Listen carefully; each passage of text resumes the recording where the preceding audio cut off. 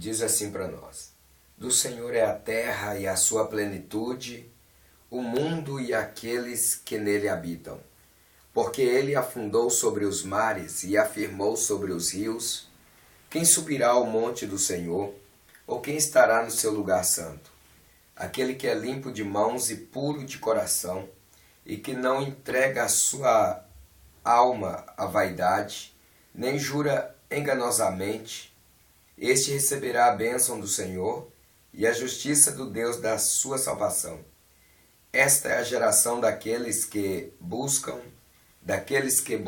a tua face, ó Deus de Jacó. Levantai, ó porta, as vossas cabeças, levantai-vos, ó entradas eternas, e entrará o Rei da Glória. Quem é este Rei da Glória? O Senhor forte e poderoso, o Senhor poderoso na guerra. Levantai, ó porta, as vossas cabeças, levantai-vos, ó entradas eternas, e entrará o Rei da Glória. Quem é este Rei da Glória? O Senhor dos Exércitos, Ele é o Rei da Glória. Meus queridos e amados irmãos,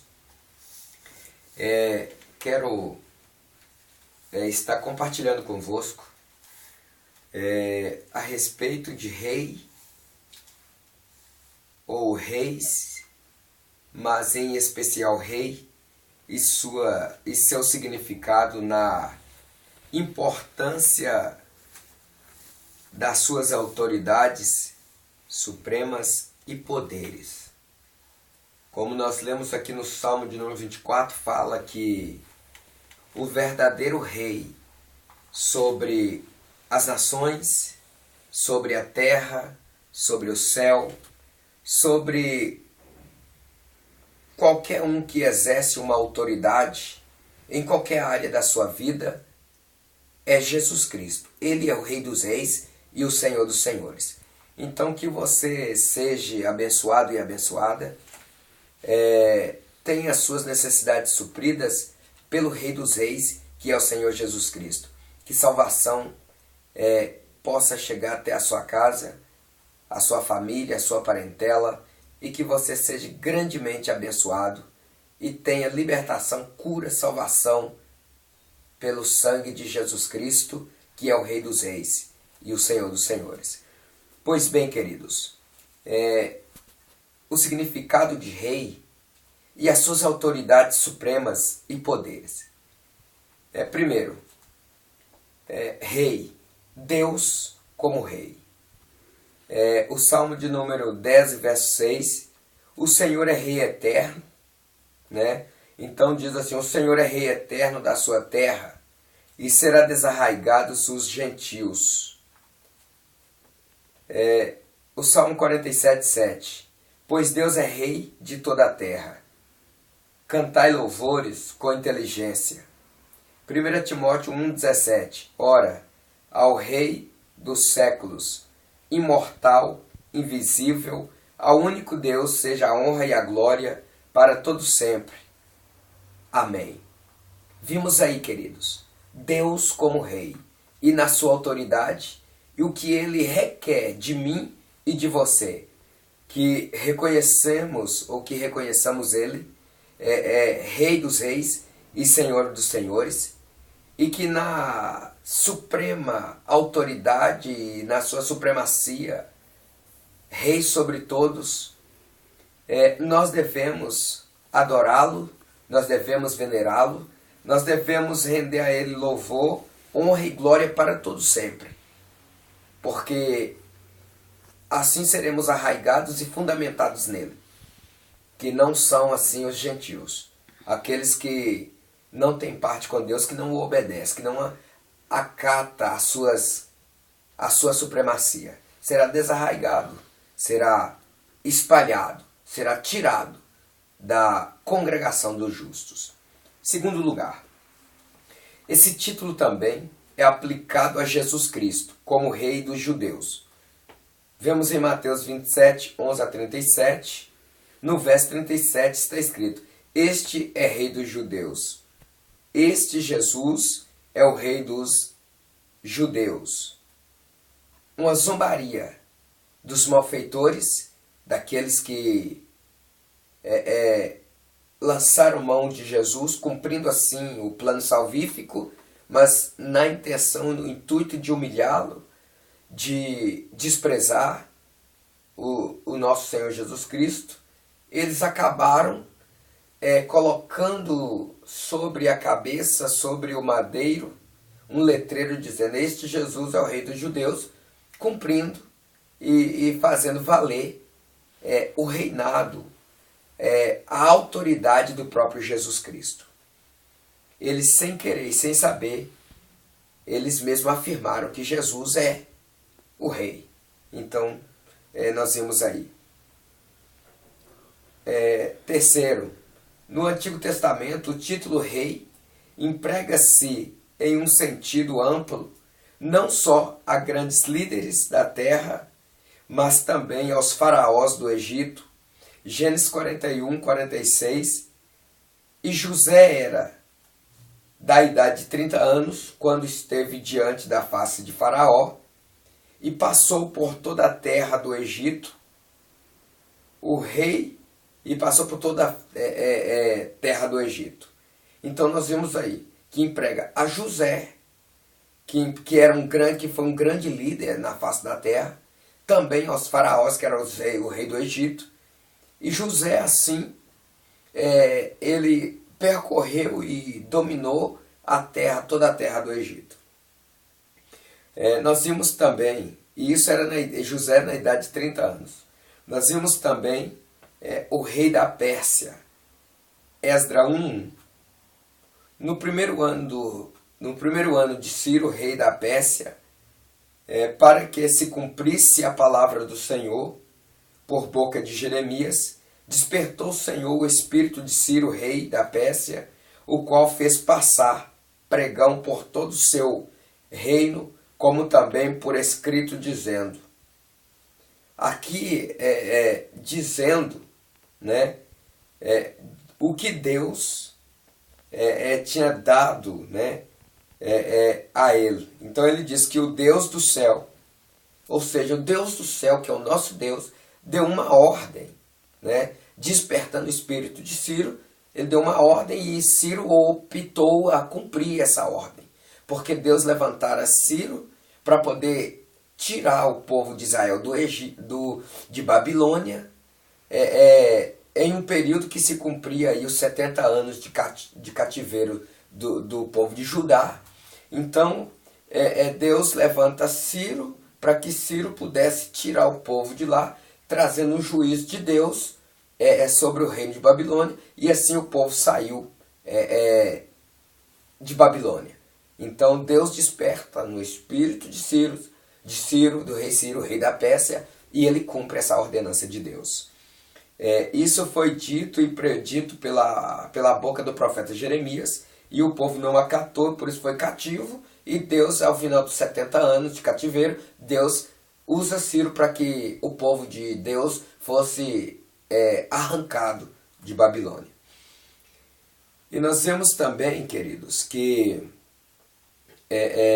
emprega também a pequenos monarcas, como o rei de Jericó, Josué 2:2, que diz o seguinte: então deu-se notícia ao rei de Jericó, dizendo: eis que essa noite vieram aqui uns homens dos filhos de Israel para espiar a terra, né? E também uma ligação com Juízes 1:7, que fala sobre a história de Adoni-Bezeque, que fala sobre 70 reis que tinham os polegares das mãos e dos pés todos cortados, e que esses reis apanhavam migalhas debaixo da sua mesa, né? Então nós vimos nessa parte aqui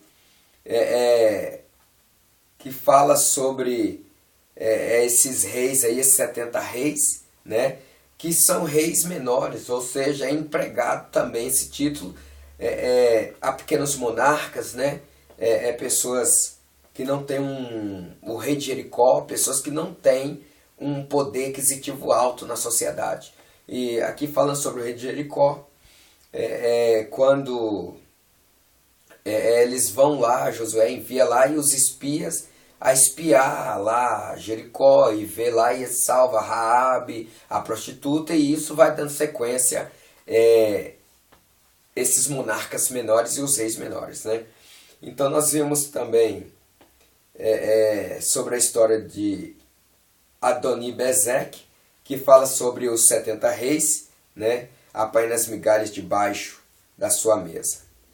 Em quarto lugar, temos também, né, vemos também que se usa rei a respeito do povo de Deus, né?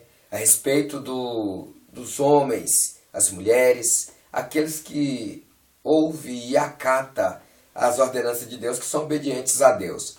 Apocalipse 1:6. E nos fez reis e sacerdote para Deus e seu Pai. A ele glória e poder para todo sempre. Amém. Que fala sobre Jesus e sobre todos quantos receberam a autoridade de Jesus como rei.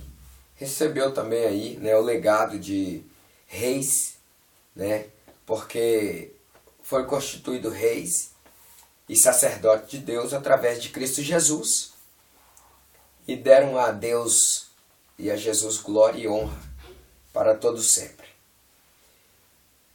E da morte, quando se diz rei dos terrores, também prega a morte, quando ela é taxada e colocada como o rei dos terrores.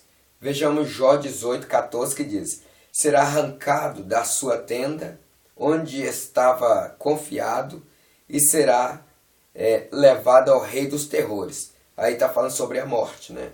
Está falando sobre pessoas que não obedecem a Deus e é arrancado, é morto, é cortado dos lugares onde eles habitavam, tirado dali e levado, ou seja, entregue à morte, morreram, e a morte torna-se para ele rei dos terrores, porque chegou para ceifá-los. Então, também nós vemos aqui também do crocodilo, ou do Leviatã, que é conhecido como o rei dos animais orgulhosos, Jó 41:34, que diz, que fala aí sobre o Leviatã aí, que é pescado com anzol, e vem trazendo essa história aí, e então vem dizendo também: todo alto vê, é rei sobre todos os filhos de animais altivos.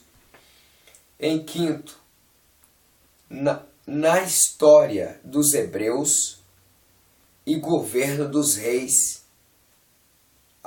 dos juízes, né, houve-se a monarquia. A monarquia entre os povos vizinhos foi uma concessão de Deus. Então, entre o governo, né, entre o governo e história dos hebreus, se deu o governo dos juízes, né, e aí houve a monarquia. E essa monarquia entre todos esses povos vizinhos foi uma concessão, ou foi concebido do próprio Deus. 1 Samuel 8:7.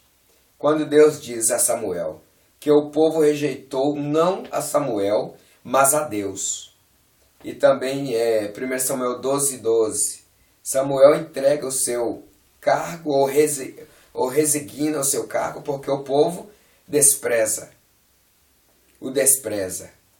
Quando mais não dos filhos de Amon vem contra eles, quanto a mão do rei dos filhos de Amon vem contra eles, eles dizem: não mais reinam sobre eles um rei, sendo, porém, o Senhor vosso Deus, o vosso rei. Isso era desejo do povo, né? Um desejo que já havia manifestado também em Gideão pela proposta do povo, e também Juízes 22:23, que então o povo de Israel disse a Gideão: domina sobre nós. E no verso 23, Gideão diz a eles ou aos povos: sobre vós eu não dominarei. e também na escolha de Abimeleque para rei de Siquém. Juízes 9, de 5 a 6. Quando ele chega à casa de seu pai, Abimeleque chega à casa de seu pai e mata seus irmãos e declara rei. Nós vimos aqui sobre Samuel. O povo não quer mais que Samuel reine sobre eles ou dê ordem, julgue sobre eles. E eles escolhem um rei. Aí Deus vira para Samuel e diz para Samuel o seguinte: Samuel, ouve tudo que o povo te disser e veja que eles não desprezam você, mas a mim. Porque Deus era o rei supremo sobre o povo, sobre a nação. E o povo não quer mais que Samuel ouça a Deus e julgue eles. E eles escolhem um rei. Aí Deus permite. É um rei. Aí vem aí essa monarquia aí da rejeição, não de Samuel, mas de Deus. Aonde Samuel acha que o povo está desprezando ele. Aí Deus, é preciso Deus virar para ele e falar assim: não, Samuel, ouve tudo que o povo está dizendo aí. Ouve essa monarquia que está surgindo aí. Eles não estão desprezando você, mas a mim, que sou rei supremo sobre eles. Então ouve aí. E aí surge ou urge a necessidade de um rei sobre o povo de Israel, para que venha reinar sobre eles. E no entanto, nós vimos ali que ele já havia feito essa proposta a Gideão. Eles viraram para Gideão e falaram com ele assim: olha, para que Gideão reinasse sobre eles. Gideão recusa: não, sobre vós eu não vou reinar. Que é na palavra de dominar sobre eles, mandar, reger, ditar ordens. E Gideão decide não fazer isso. Nós temos também sobre Abimeleque. Ele vai, destrói, mata seus irmãos na casa de seu pai. E ele mesmo se declara como rei. Né? Então isso aí é uma monarquia. E nós vamos andar aqui para ganharmos tempo. Nós vimos também que essa monarquia que equivalia à teocracia também, a teocracia e sua rejeição. 1 Samuel 8,7. Surge aí a teocracia e também é rejeitada. 1 Samuel 8,7. Rejeitaram o reinado, a autoridade de Deus na pessoa de Samuel, visto que Deus era o rei do povo. 1 Samuel 8,7 e Isaías 33,22, que vem falando também sobre isso, que Deus é o rei que reina, que liberta, que salva e que supre a necessidade. E eles acabaram rejeitando uma teocracia, um povo teócrata. Eles rejeitaram o Senhor, que tem o poder de fazer tudo isso na vida deles. Né? Então, visto que Deus era o rei, né, do povo e da nação. 1 Samuel 8,7, como nós diz aí, Isaías 33,22. A terra, naquele tempo, visto que já se passou, a terra foi amaldiçoada porque o povo se contaminaram. E nós vamos ver aqui que a própria terra, era conservada como propriedade divina, como propriedade de Deus. Só que a terra, quando o homem peca, quando o homem vira as costas, ela começa a ser amaldiçoada, nasce espinho, nasce arbolho. Então, deixa de ser uma propriedade exclusiva do próprio Deus, que entrou o pecado. Levítico 25, 23. Mas não foi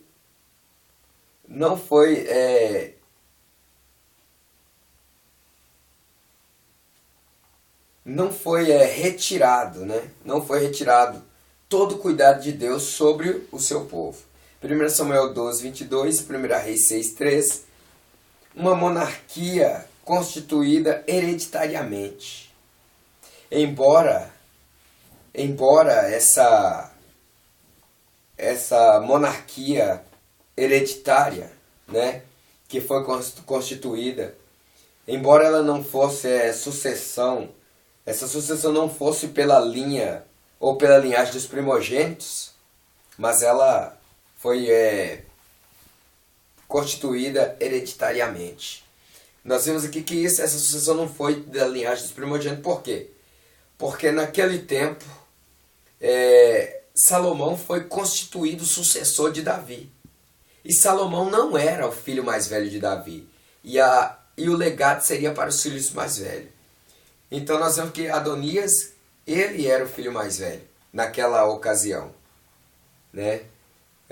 Mas Salomão, ao invés de Adonias, foi instituído sucessor de Davi. Então por isso, essa sucessão aí dessa monarquia hereditária não foi da linhagem dos primogênitos. Então ela não teve aí um valor tão grande. Por isso rejeitado. A pessoa do rei era inviolável. Então o que o rei falasse, não tinha como voltar atrás. A palavra do rei era inviolável. 1 Samuel 24, 5 a 8. E 2 Samuel 1, 14. A coroa na cabeça de um monarca era um pacto selado com seus súditos no sentido de governo e de justiça. Daqui para baixo, até o término deste estudo, ou desse documentário, queridos, citarei apenas versos, capítulos e versos. Você estude, você anote, você pare e estude os versos para que você possa comprovar que o que está sendo dito aqui é a palavra de Deus aqui para abençoar a sua vida, para te dar entendimento de monarquia, de autoridades reais, e que você possa cada vez mais enriquecer o seu conteúdo, o seu intelecto. Então a pessoa do rei era inviolável, a palavra do rei era inviolável, o edito do rei era inviolável, não podia voltar atrás. 1 Samuel 24, 5 a 8, 2 Samuel 1, 14, e a coroa na cabeça de um monarca era um pacto selado com seus súditos no sentido de governo ou de serem governados e de justiça, deles serem governados com justiça. 2 Samuel 5, 3 e 1 Crônicas 11, 3, comprometendo aos nobres a prestar obediência, isso era selado e confirmado com uma homenagem, e esta homenagem se dava com um beijo, né? Então aí, nesses versos que eu citei e que eu estarei citando aqui, vocês podem estar confirmando o que está sendo dito. Então era selado com um beijo de homenagem, em confirmação da palavra. 1 Samuel 10, verso 1. Agora nós vamos falar sobre os bens e rendimento dos bens dos reis, ou dos monarcas, né? Os rendimentos reais, eles vinham dos trigos, das vinhas e dos olivais, que eram colhidos no campo. Então os serviçais, os súditos, eles recebiam terras, eles plantavam, e isso era tudo meiado, era tirado uma porcentagem que eu vou citar agora para vocês, e era trago para o rei. Então vinham dos trigos, das vinhas, dos olivais, colhido no campo. E isso era a 10ª parte de tudo isso, era para o rei. 1 Samuel 8, 14, 1 Crônica 27, 26 e 28. E também dos produtos dos rebanhos, as ovelhas, os gados, tudo que eles produziam também era trazido uma parte para o rei, e assim ia aumentando os seus bens, a sua riqueza, e o rei sempre era rico por causa disso. 1 Samuel 21, 7 vai falar aí sobre dos produtos dos rebanhos, o leite, o queijo, tudo que produzia. 1 Samuel 21, 7, 2 Samuel 13, 23, 1 Crônica 27, 29 a 31 e 2 Crônicas 26, 10. Sendo dos reis a 10ª parte do que produzia em tudo, tá vendo? Eu disse a 10ª parte do que era produzido no campo, do que era produzido dos rebanhos, de tudo quanto se produzia, os súditos, os serviçais produziam, era trazido a 10ª parte. Então vocês podem notar que o celeiro, as riquezas dos reis, era em abundância, porque um rei tinha muitos súditos, muitos serviçais, e tudo que eles escolhiam, tudo que eles cultivavam, era trago uma 10ª parte para o rei. Também, queridos, nós vamos ver que uma outra parte aqui que nos chama muita atenção. É muito importante. 1 Samuel 8,15 está falando aí sobre de tudo que se produzia. E olha, também o rei aumentava seus impostos como? E também dos impostos dos negociantes que atravessavam o território hebraico. Nós vamos ver a referência agora. Todas as pessoas que passavam por dentro das terras dos hebreus, naquela época dos reis, eles tinham que pagar, era um tipo de pedágio. Eles tinham que pagar para poder passar de um lado para o outro. Se eles não pagassem, eles não eram permitidos passar por ali. Eles tinham que dar a volta. Talvez impedia ou atrasava eles, o trajeto deles, muitos e muito tempo para chegar no local onde eles iam. Então, para eles passar por dentro das terras dos reis, dos monarcas, eles tinham que pagar uma taxa.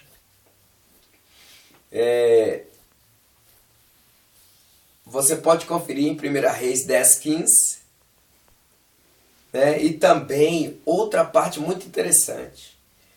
Os súditos, os serviçais do rei, eles sempre davam presentes aos reis. E por isso seus bens só multiplicavam. 1 Samuel 10,27. E também 1 Samuel 16,20. 1 Reis 10,25. Salmo 72,10. Você pode conferir lá. Abra a Bíblia. Confira aí nesses versos e você vai ver que o que eu estou dizendo aqui é verdade. E também de todos os bens das guerras conquistadas. Sabe quando eles guerreavam contra outras nações? Os despojos, os anéis de ouro, as correntes, os pendentes de ouro. Se eles entravam em uma cidade, em um território de um outro rei, e ali eles guerreavam e venciam, os bens que eles adquiriam, que tinham nas casas, os despojos das guerras conquistadas, era trazido tudo para o palácio real. E assim, cada vez mais o rei aumentava os seus bens. Então veja bem, 2 Samuel 8, 2, 7, 8 e 10. 2 Samuel, capítulo 8, verso 2, verso 7, verso 8, verso 10. 1 Reis 4, 21. 2 Crônicas 27, 5. Você pode conferir lá. Está lá tudo escrito lá, o que eu estou te dizendo aqui. E também do poder de força. Ou seja, os trabalhadores a trabalhar. Poder de força. O rei forçava. Ele usava de uma autoridade real sobre os seus serviçais e obrigava eles a trabalhar cada vez mais forçados para poder adquirir mais bens. Assim ele enriquecia cada vez mais. Uma forma injusta, mas ao mesmo tempo legal, porque ele era o rei, ele podia, mas injusta porque ele forçava os trabalhadores a trabalhar além da conta para poder adquirir para si bens, riquezas. Isso para aumentar os bens do rei. Outra parte também importante, fala sobre Salomão e fala sobre o rei Salomão e o rei Davi. Porque eles também eram reis que tinham muito poder aquisitivo, muita riqueza. E nós vamos ver que em detalhes aqui sobre essas riquezas, como adquiriram. Uma outra parte, estratégia, um outro meio que eles adquiriam riquezas. Devia também o rei Salomão ter auferido ou ter conseguido lucros das suas empresas comerciais pelo mar. Ou seja, usava transporte de madeira, de pedras, de ouros, de joias, também pelo transporte marítimo. O rei Salomão usou desses meios. Por isso ele enriqueceu também ainda mais. Por terra, pelos plantios, olivais, vinhas, cevadas, trigos e também pelos mares, terra e mar. 1 Reis 10 e 20. Davi, também rei em Hebrom, também usou dessa mesma maneira. 2 Samuel 2, 1 a 4, 22, 17, 18 e 2 Samuel 1, 5. Queridos, está aqui mais um estudo, um edito aqui, documentário, para aumentar a sua sabedoria, para que você possa ter uma nova visão, um intelecto mais evoluído através desse estudo aqui, a palavra de Deus abençoando a sua vida, te dando sabedoria, entendimento e tirando algumas dúvidas. Você pode conferir, você pode abrir a sua Bíblia, fazer um bom uso desse estudo, conhecer aí nas partes dos versos a qual eu citei capítulos e versos, e assim você vai ter um aprendizado maior. Que Deus em Cristo Jesus abençoe a sua vida e que você assim possa desfrutar de tudo quanto foi dito aqui. O programa Mira chega ao fim. Que Deus te abençoe.